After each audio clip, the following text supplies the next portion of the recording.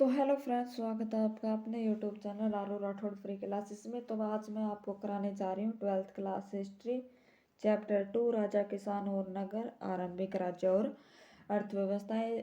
ये वीडियो का पार्ट 3 है। इससे पहले 2 पार्ट में करा चुकी हूँ। अगर आपने अभी तक नहीं देखा तो डिस्क्रिप्शन में लिंक है, जाके अभी दोनों पार्ट देखिए। एंड अपना बिना टाइम वेस्ट किए आइए हम स्टार्ट करते हैं अपना चैप्टर।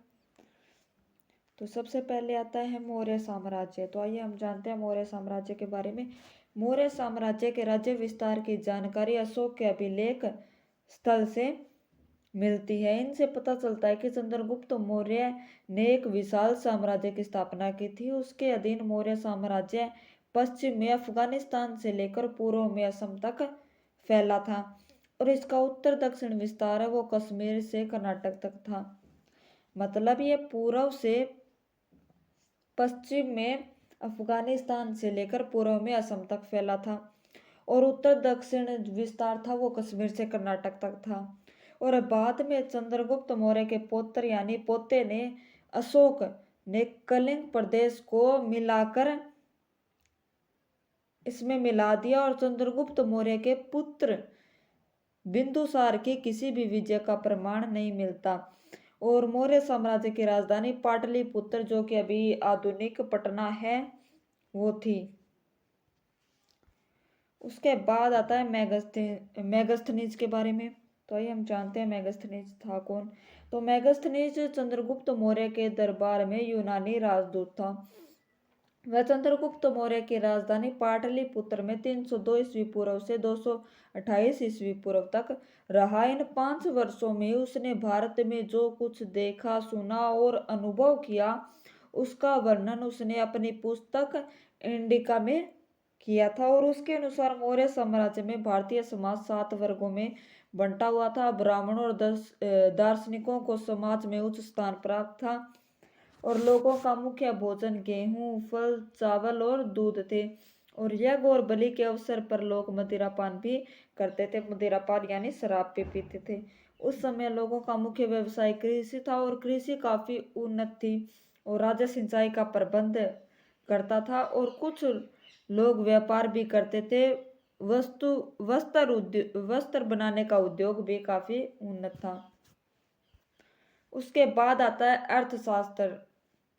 तो कौटिल्य का अर्थशास्त्र राजनीति से संबंधित एक महत्वपूर्ण ग्रंथ है। इसकी रचना कौटिल्य ने की थी, जो एक बहुत बड़ा विद्वान था और चंद्रगुप्त मौर्य का प्रधानमंत्री था। और उसने इस ग्रंथ में प्रशासन के सिद्धांतों का वर्णन किया। इस ग्रंथ का भारतीय इतिहास में बहुत अधिक महत्व है। इस ग्रंथ का यह ग्रंथ मौर्य काल का चित्र प्रस्तुत करता है। इससे हमें चंद्रगुप्त मौर्य के शासन प्रबंध, उसके चारित्रिक गुणों की जानकारी मिलती है। तो ये अर्थशास्त्र क्या था, इसकी रचना कौटिल्य ने की थी और इसमें हमें चंद्रगुप्त मौर्य के शासन प्रबंध और उसके चारित्रिक गुणों की क्या है जानकारी मिलती है। और ये ग्रंथ मौर्य काल के समाज पर भी प्रकाश डालता है। कुछ जानकारी यानी कि हमें मौर्य काल की भी मिलती है। और सबसे बड़ी बात यह है, इसमें दिए गए शासन के सिद्धांतों की झलक जो है आज के भारतीय शासन में देखी जा सकती है। तो आगे है मगध महाजनपद, जो कि सबसे महत्वपूर्ण महाजनपद था। तो आइए हम जानते हैं इसके बारे में। तो मगध का प्रदेश बहुत ही उपजाऊ था और मगध क्षेत्र में लोहे खदान थे, जिनका प्रयोग हथियार बनाने में किया जाता था। और जंगलों में हाथी मिलते थे जो सेना के लिए महत्वपूर्ण थे। और मगध की राजधानी राजगा किले बंद और सुरक्षित थी। और मगध की दूसरी राजधानी पाटलिपुत्र की गंगा के माध्यम से आवागमन के मार्ग पर महत्वपूर्ण स्थिति थी। उसके बाद आता है पाटलिपुत्र। तो पाटलिपुत्र नगर चंद्रगुप्त मौर्य की राजधानी थी और मेगस्थनीज के अनुसार चंद्रगुप्त मौर्य ने इस नगर के शासन प्रबंध के लिए 30 सदस्यों की समिति बनाई थी। यह समिति 5-5 सदस्यों की 6 उप समितियां थी और बोर्डों में विभक्त थी, मतलब बांटी गई थी।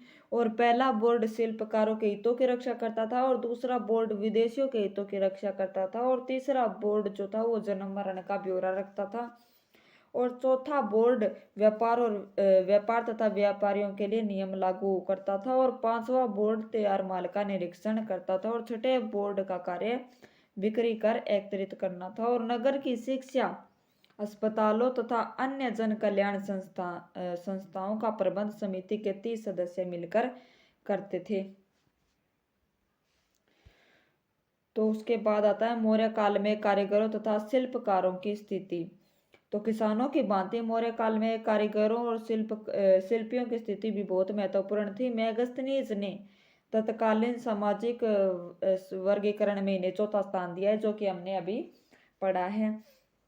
तो व्यापार की उन्नति के कारण शिल्पियों और कारीगरों की संख्या काफी बढ़ गई थी, क्योंकि व्यापार जैसे जैसे बढ़ रहा था वैसे ही कारीगर और शिल्पियों की संख्या भी बढ़ रही थी। और प्रत्येक श्रेणी के शिल्पकारों ने अपना अपना संगठन बना लिया था। और प्रत्येक संगठन में एक नेता होता था। जैसे गांव में या घरों में एक मुखिया होता है मेन, वैसे ही इस संगठन में एक नेता होता था जो कि प्रमुख होता था सभी में।